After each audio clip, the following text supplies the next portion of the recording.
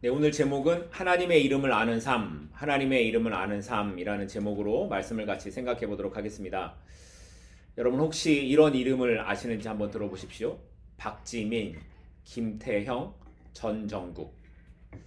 아마 이렇게 말하면 잘 모르실 텐데 이렇게 말하면 아시는 분들이 있을 거예요. 지민, 정국.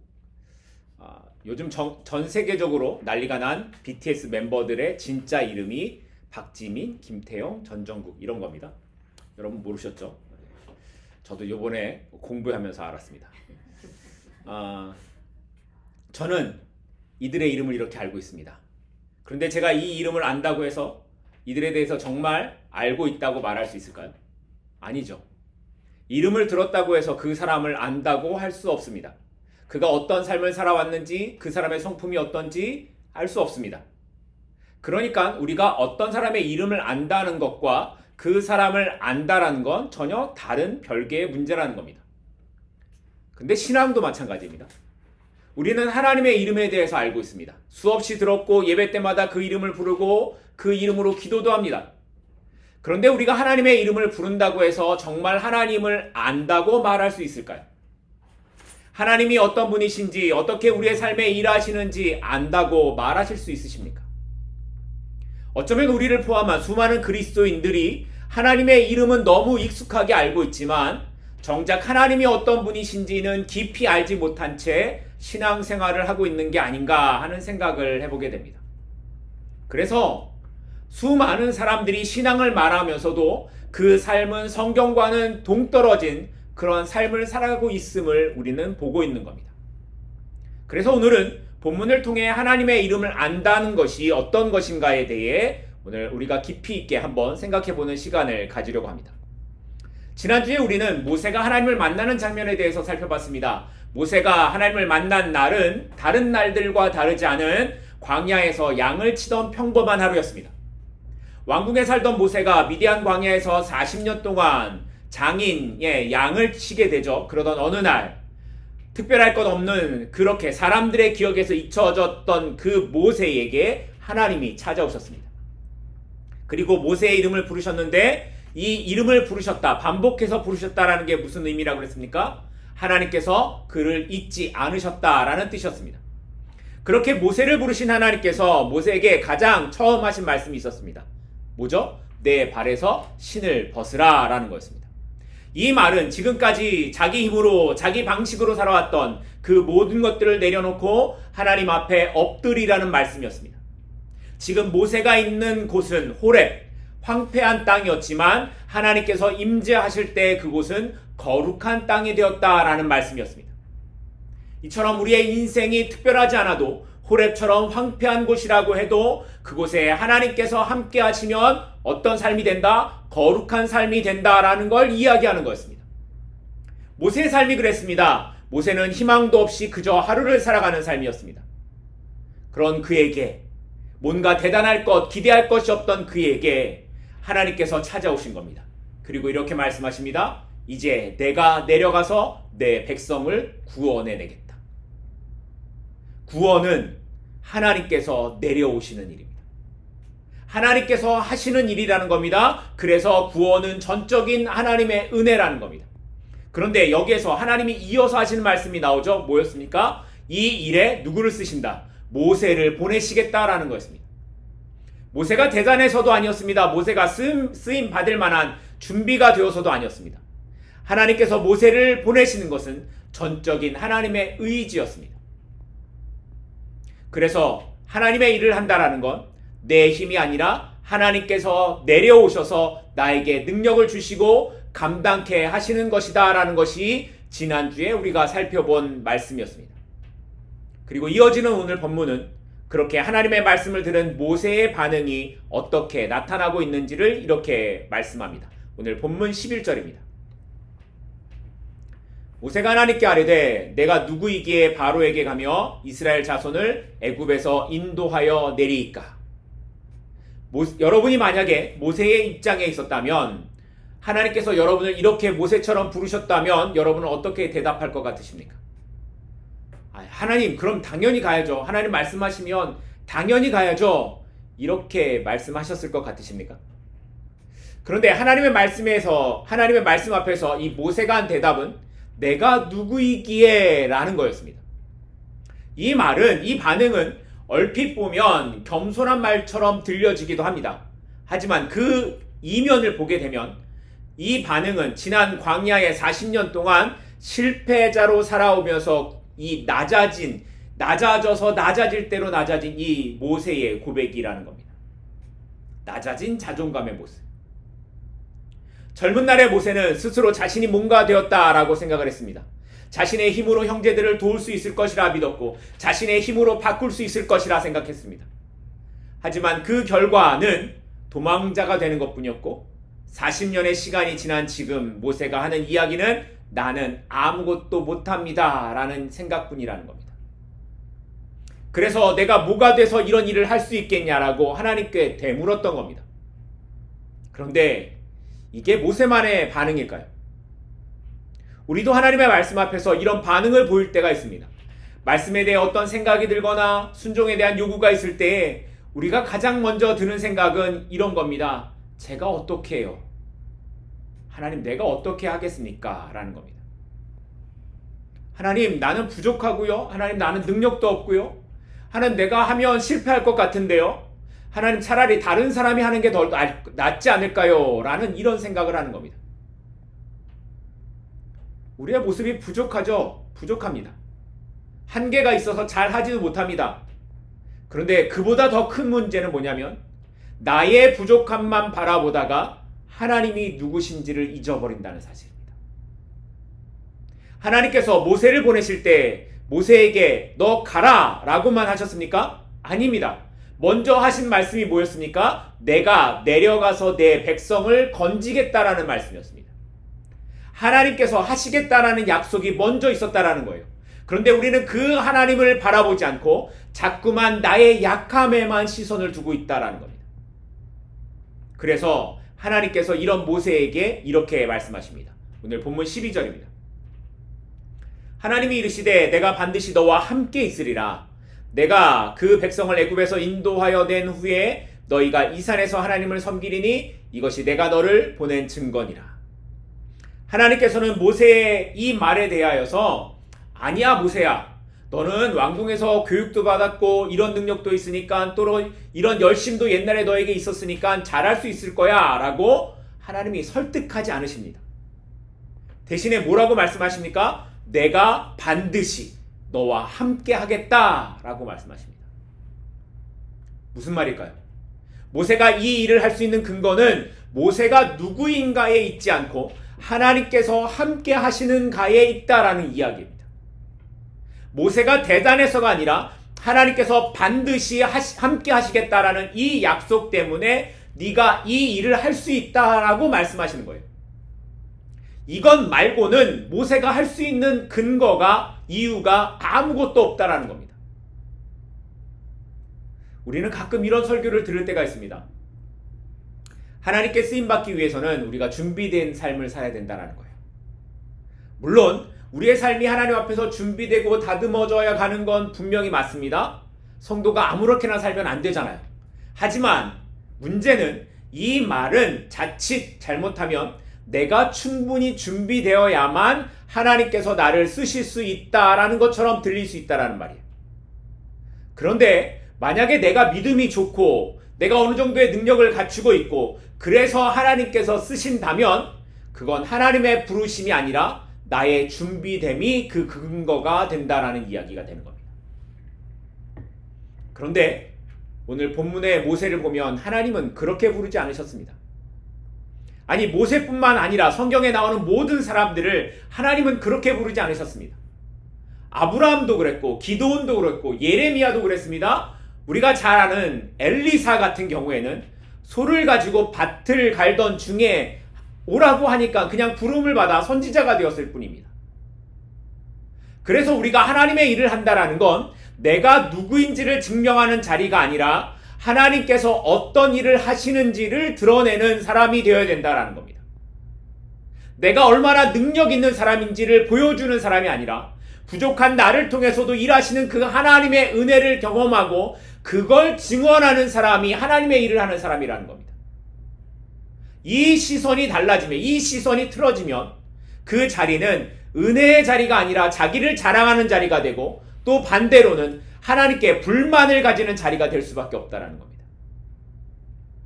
그렇기에 우리가 기억해야 되는 건 내가 부족하다고 해서 하나님의 일이 멈추지 않는다는 사실입니다.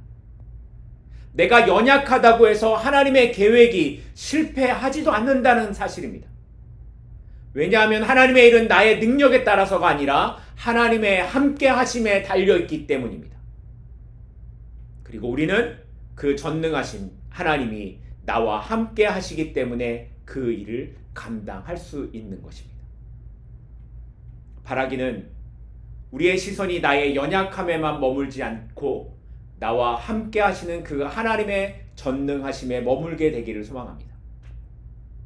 그리고 우리가 살아가는 이 삶의 현장에서 내가 정말 할 수 있을까 하는 두려움이 생길 때마다 아니라고, 내가 반드시 너와 함께 하리라는 이 말씀으로 찾아오시는 주님을 만날 수 있는 우리 모두가 되기를 소망합니다.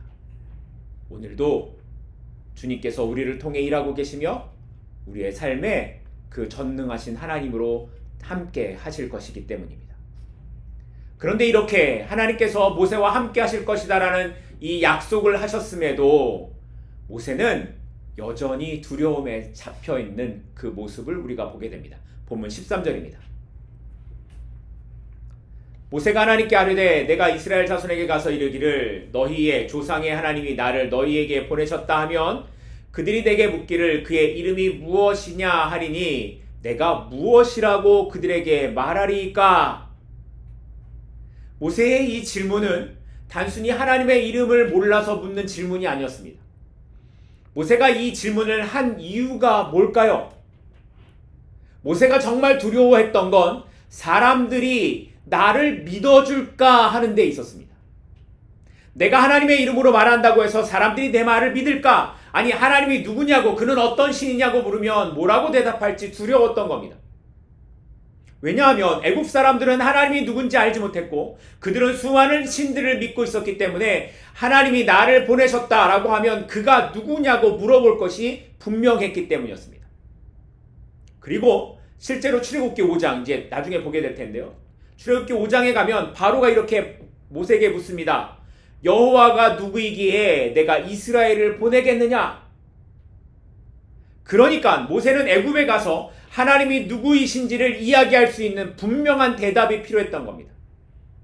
자, 그러자 하나님께서 모세에게 대답을 하시죠. 뭐라고 말씀하십니까? 나는 스스로 있는 자라는 거였습니다.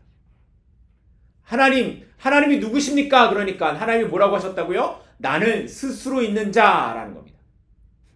이 말은 하나님께서 누구에게 기대어 존재하는 분이거나 누구로부터 나온 분이 아니라는 거예요. 세상의 신들은 사람이 이름을 붙여 주어야 그 이름이 생기고 사람이 제사를 지내야 존재감이 생기지만 하나님은 스스로 존재하시는 분이십니다. 어제나 오늘이나 영원토록 변함없이 동일하게 존재하시는 전능하시고 유일하신 분이 하나님이시다라는 걸 말씀하고 계시는 겁니다. 그래서 모세에게 이 이름은 아주 중요한 대답이었습니다. 모세는 사람들의 반응이 중요했고 바로가 보여줄 이 행동이 중요했을 겁니다. 그래서 그들의 반응을 걱정했던 겁니다.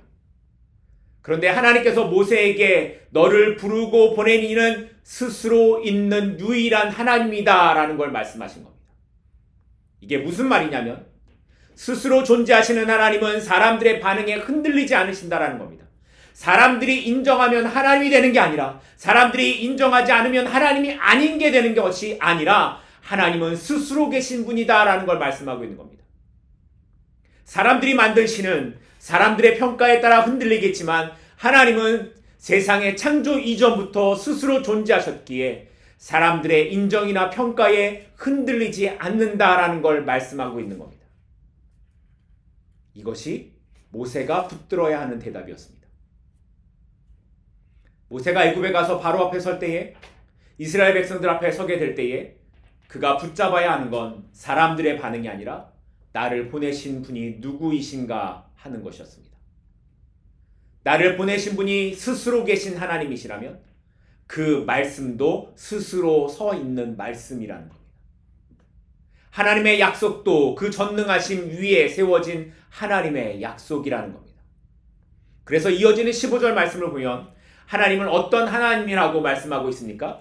너희 조상의 하나님 곧 아브라함과 이삭과 야곱의 하나님께서 나를 너희에게 보내셨다고 하라 라고 말씀하고 있습니다. 15절 말씀이에요. 그런데 이 15절 말씀에서 굉장히 중요한 한 단어가 나옵니다. 바로 여호와입니다. 여호와. 여호와를 히브리어로는 야훼라고 하는데 이 야훼가 바로 그 앞에 14절에 나오는 나는 스스로 있는 자라고 할 때 히브리어와 같은 어근에서 나온 겁니다. 이 스스로 있는 자가 히브리어로 뭐라고 말하냐면 에흐에 아쉐르 에흐게입니다. 에흐에. 야훼와 에흐에. 비슷한 것 같죠? 어원이 비슷합니다. 그래서 학자들은 하나님의 이름인 여호와, 야훼가 여기서 시작되었다라고 해석합니다. 에흐예는 하나님께서 말씀하신 하나님의 시점에서 말씀한 것이라면 야훼는 스스로 계신 하나님을 3인칭의 시점, 그러니까 우리가 바라보는 시점에서 하나님의 이름을 부를 때 야훼라고 부르는 겁니다. 누구에게도 의존하지 않으시는 여호와, 전능하신 하나님께서 스스로 사람과 언약을 맺으셨습니다. 그리고 그 언약으로 아브라함과 이삭과 야곱을 지키셨습니다. 그리고 이제는 수백 년이 지난 지금에는 하나님께서 그 언약을 잊지 않으시고 아브라함에게 하셨던 그 언약을 지키기 위해 찾아오셨음을 말씀하고 있는 겁니다. 그러니까 하나님의 이름을 안다라는 것, 단순히 그 호칭만을 아는 게 아니라 하나님께서 어떤 분이신지를 알라는 겁니다. 여호와 하나님은 온 우주가 있기 전부터 스스로 계신 분이시며 또한 우리에게 주신 그 언약을 잊지 않으시는 분이라는 사실을 알라는 겁니다. 우리에게 이 믿음이 있어야 우리가 흔들리지 않습니다. 이 사실을 분명히 알아야 우리가 사람들의 반응에 흔들리지 않을 수 있는 겁니다. 왜냐하면 지금도 나를 붙드시는 그 이름은 사람에게 흔들리는 분이 아니라 온 우주의 주인 되시는 전능하신 하나님이시기 때문입니다. 사람들의 평가는 얼마든지 변할 수 있습니다. 오늘은 좋아하는 것 같지만 내일은 비난할 수 있습니다. 그러나 하나님은 변하지 않으십니다. 하나님의 약속은 변하지 않으십니다. 그리고 그 하나님께서 오늘 우리와 함께 하신다고 말씀하십니다. 바라기는 우리의 믿음이 사람들의 반응 위에 흔들리지 않기를 소망합니다.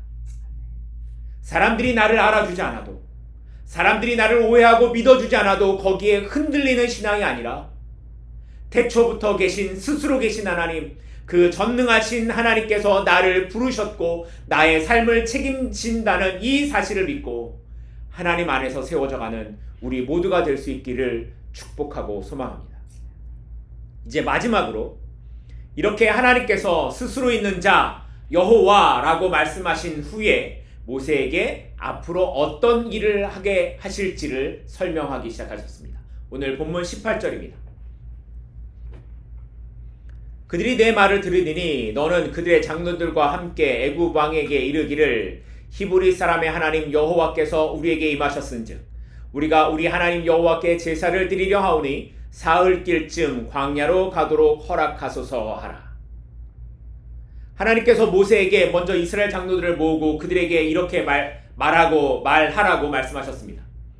여호와 너희 조상의 하나님께서 나에게 나타나 말씀하셨는데 너희가 애굽에서 당한 일을 내가 보았다라고. 그래서 이제 너희를 애굽에서 고난 중에 인도하여 가나안 땅에 올라가게 하겠다라고 하신 이 말씀을 말하라고 모세에게 말씀하셨습니다. 그리고 이어지는 18절 말씀을 보면 하나님께서 모세가 가장 걱정했던 부분에 대해 이렇게 말씀하십니다. 그들이 내 말을 들을 것이다. 뭐라고요? 그들이 내 말을 들을 것이다. 지금까지 모세가 하나님 앞에 계속 얘기했던 건 뭐예요? 하나님, 그들이 내 말을 믿겠습니까? 라는 거였습니다. 그런데 하나님이 분명하게 말씀하시죠. 뭐라고요? 그들이 내 말을 들을 것이다. 무슨 말일까요? 모세가 사람들을 설득해서 해결되는 게 아니라는 겁니다. 하나님께서 이미 그들 마음 가운데 일하실 것이다 라는 걸 이렇게 말씀하고 계시는 겁니다. 우리는 어떤 일을 하기 전에 고민하고 걱정하고 두려워할 때가 많이 있습니다. 이게 될까? 정말 이루어질까? 그런데 하나님은 우리에게 뭐라고 말씀하시냐면 이미 그렇게 될 거야 라고 말씀하신다라는 거예요. 바꿔 말하면 모세가 사람들에게 말을 잘해서 그들을 설득한 것이 아니라 하나님께서 먼저 그렇게 되도록 일하셨다라는 걸 말씀하고 있는 겁니다.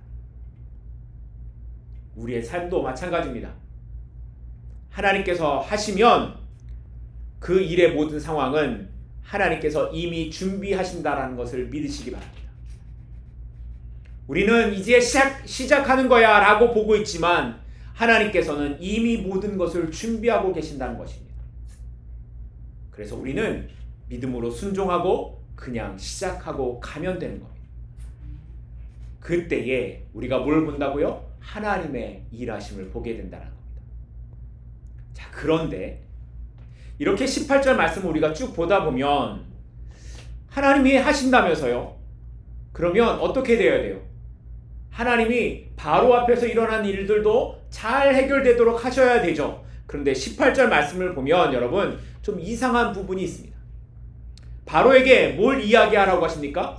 이스라엘 백성을 데리고 하나님께 제사 드리기 위해 광야로 사흘길쯤 가게 해달라고 하라고 하신 겁니다.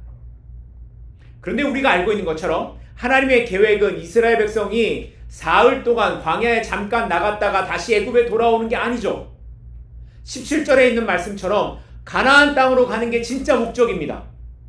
그런데 하나님께서 바로에게 말하라고 하신 건 원래 계획이 아니라 사흘 길만 광야로 나갔다 돌아오겠다라는 말을 하라고 하신 거예요. 왜 이렇게 말하라고 하셨을까요? 여기에는 하나님의 다른 뜻이 있었습니다. 하나님께서는 바로에게 가장 최소한의 요구를 하라고 하신 겁니다. 이스라엘 백성들이 자신들의 하나님을 예배하러 가겠다라는 가장 작은 권리와 요구를 바로가 허락하는지를 시험하고 계신다는 거예요. 드러나게 하신다라는 거예요. 만약 바로가 이스라엘 백성의 하나님을 존중하는 마음이 조금이라도 있었다면 그는 이 작은 요구를 거절하지 않았을 겁니다. 하지만 바로는 이 작은 것조차 단칼에 거절해버립니다. 무슨 말이냐면 바로는 하나님의 백성을 자기 소유로 여기고 절대로 내어줄 마음이 없다라는 걸 스스로 드러낸 것입니다.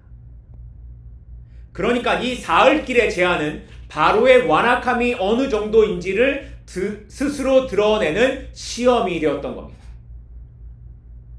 하나님의 요구가 무리한 것이 아니라 바로의 마음이 하나님을 대적하고 있었기 때문에 하나님께서 앞으로 어떤 일을 나타나게 하게 하실지를 미리 보여주신 것이었습니다.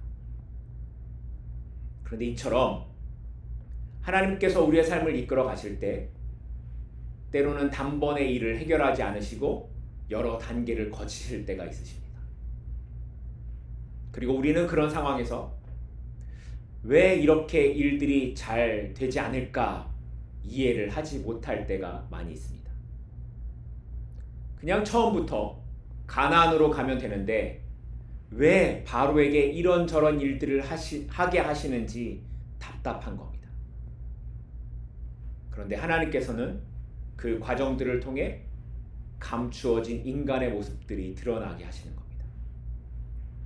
인간이 얼마나 악한지 그리고 우리가 얼마나 연약한지를 보게 하시는 겁니다. 그래서 우리가 그 과정들을 지나가면서 우리는 더욱더 하나님을 알아가고요. 하나님을 신뢰하도록 하나님이 우리의 삶을 이끌어 가신다는 겁니다. 그래서 중요한 건 믿음이란 결론만 바라보는 게 아니라 그 과정 속에서 하나님을 신뢰하는 겁니다.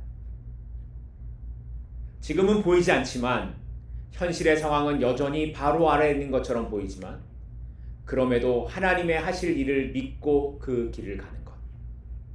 그것이 믿음이라는 겁니다.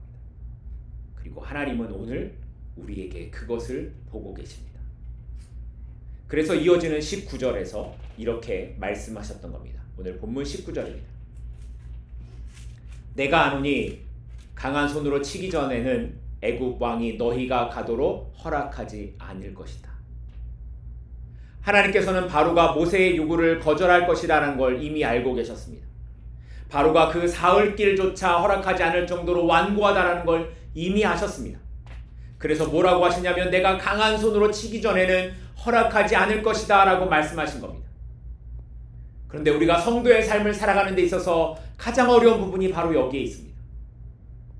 하나님께서는 모세를 보내시면서 내가 너와 함께 있으니까 이제 네가 말만 하면 바로가 감동을 해서 이스라엘 백성들을 풀어주고 모든 일이 다 순조롭게 될 거야 라고 말씀하지 않으신다라는 데 있는 겁니다. 오히려 시작부터 거절함과 막힘과 어려움이 일어나게 될 것이라고 말씀하고 있다라는 데 있습니다. 우리가 신앙으로 살아가겠다라고 결심한다고 해서 우리의 일이 잘 되지 않는다라는 거예요. 기도하면 만사가 해결된다라는 게 아니라는 겁니다. 그런 일은 일어나지 않는다라는 거예요. 우리가 믿음으로 살아가도 우리의 삶에 어려움과 막힘의 시간들이 있다라는 겁니다. 바로처럼 그 강한 힘이 우리를 막아설 때가 있다라는 거예요. 하지만 여기서 우리가 기억해야 되는 게 뭡니까? 그 막힘과 어려움이 끝이 아니라는 겁니다. 하나님께서는 그 막힘과 어려움조차 하나님의 승리를 위한 과정으로 사용하고 계신다는 것을 말씀하고 있는 겁니다. 그래서 20절에 있는 것처럼 내가 여러 가지 이적으로 그를 친 후에 그가 너희를 보낼 것이다 라고 말씀하고 있는 겁니다. 바로가 거절했다고 해서 하나님의 일이 멈추지 않습니다. 바로가 완고하다고 해서 하나님의 약속이 취소되지 않습니다. 오히려 바로의 그 악함은 하나님의 능력이 얼마나 크신지를 드러내는 모습으로 사용된다는 사실입니다.